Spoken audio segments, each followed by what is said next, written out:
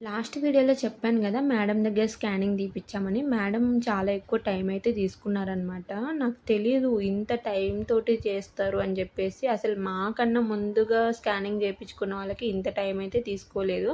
వెంటనే వచ్చేస్తున్నారనమాట వాళ్ళందరూ. కానీ నాకు మాత్రం 2 టైమ్స్ చేశారు. మా వారొచ్చేసి అయిపోయిందా? ఎందుకిలా జేస్తున్నారనైతే నన్నడుగుతున్నారు. నాకు తెలీదు గదా! ఇలానే ఉంటదేమోలే అని జెప్పేసి, ఇంక బేబీ పడుకొని ఉంటదేమోలే అనైతే మా వారికి జెప్తున్నా. అయితే స్కానింగ్ అయితే అయిపోయింది. మేడం పిలిచి బేసిక్ ప్రాబ్లమ్ ఏంటో మా వారికి జెప్పారు. అయితే మీకు సజెస్ట్ చేసిన డాక్టర్ దగ్గరికైతే తీసుకెళ్ళండి వాళ్ళు జెప్తారనేసరికి మేమక్కడ తీసుకెళ్ళాం. ఆ డాక్టర్ ఒకేసారి అబార్షన్ చేపిస్తేనే మంచిది. లేకపోతే ఫ్యూచర్‌లో మీరు చాలా ఇబ్బంది పడతారనైతే చెప్పేసారనమాట. అయితే నిజానికి ఆ మాట ఆయన అన్నారే కానీ నా మనసుకైతే అసలు గుండె పగిలినంత పనే అయిపోయిందనమాట. అంత బాధైపోతుంది. అక్కడ చుట్టూ ఉన్న జనాలు నాకెవ్వరూ కనిపించలేదండి.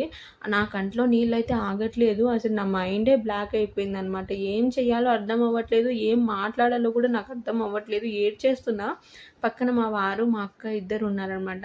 లిటరల్లీ చాలా బాధ అనిపించింది. ఇంక నా మనసుకు తీసుకోలేకపోతున్నా. ఎందుకు అబార్షన్ చేపియాలి? నా బేబీ బానే ఉంది గదా! నాకు మంచి కదలికలొస్తున్నాయి. నేను హెల్తీగా ఉన్నా.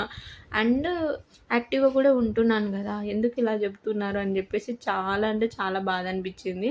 అయితే ఆయన నమ్మకపోతే నేను డాక్టర్ దగ్గర మీకు రెఫర్ చేస్తాను వేరే వాళ్ళ దగ్గరనైతే కూడా చెప్పారనమాట. ఇంకా నెక్స్ట్ వీడియో కంటిన్యూ